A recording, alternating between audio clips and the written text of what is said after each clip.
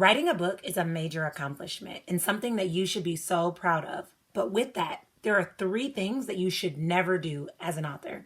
And so today I want to talk about that.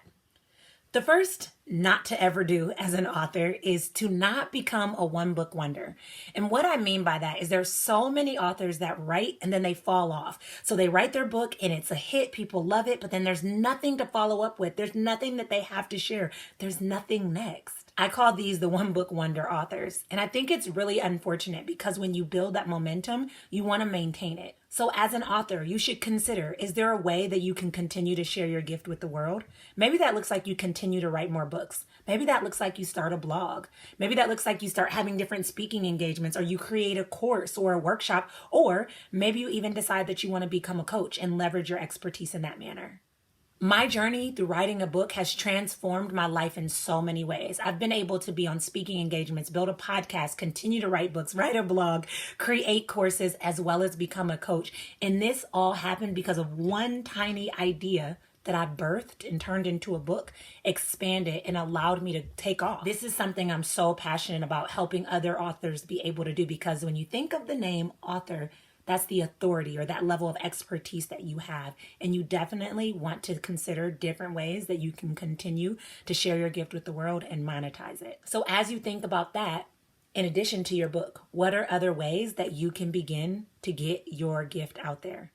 The second never to do as an author is don't try to do what everyone else is doing.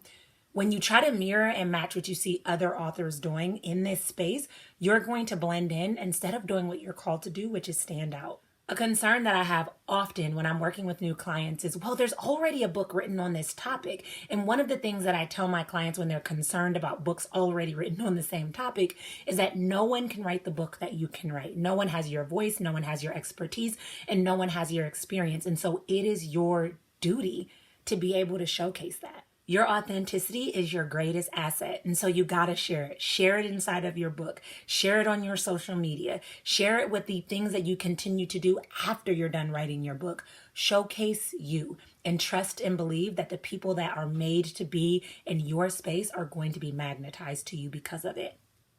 The third thing that every author should avoid doing is playing small and not showcasing their authority. When you think of the word author, like I mentioned before, you are an authority.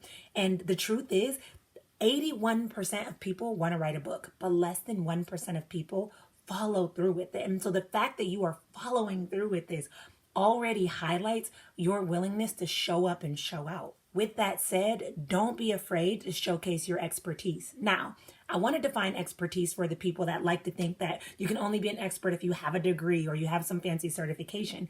But expertise is something that you've gained through experience, all right? And so you have that natural expertise that you can show. I see this a lot as authors when they pull out quotes from other people, and that highlights their expertise and overlooks yours.